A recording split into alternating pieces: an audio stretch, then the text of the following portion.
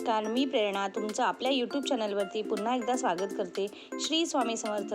आज आहे गुरुपौर्णिमा आणि आज सकाळ सकाळच माझी सगळी घरची कामं आवरून झाली होती आणि स्वतःचं पण आवरून खाली येईपर्यंत प्रीतेशची पूजा चालू होती। त्याला विचारलं किती वेळ लागेल तर तो म्हणला अजून 10 मिनिटं लागतील। मग काय घेतलं बिरडं सोलायला।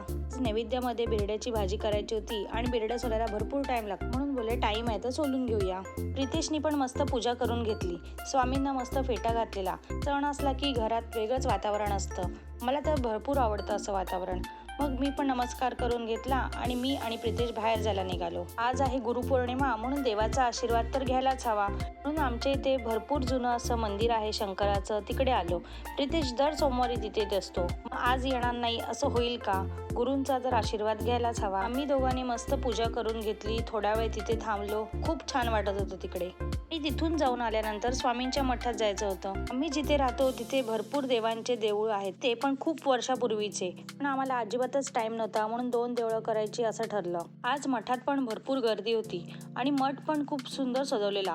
तिथे पूजा केली आणि आम्ही लगेच घरी आलो। जेवण करायचं होतं ना म्हणून नैवेद्याचं ताट करायचं होतं म्हणून देवळात जायच्या आधी डाळ भिजत ठेवलेली, म्हणजे ती पटकन शिजते।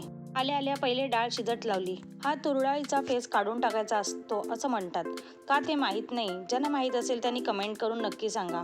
मग डाळ शिजत लावली आणि आली परत बिरडं सोलायला। मगाशी अर्धीच ठेवून गेलेली, मग पटपट सोलून भाजी पण करून घेतली।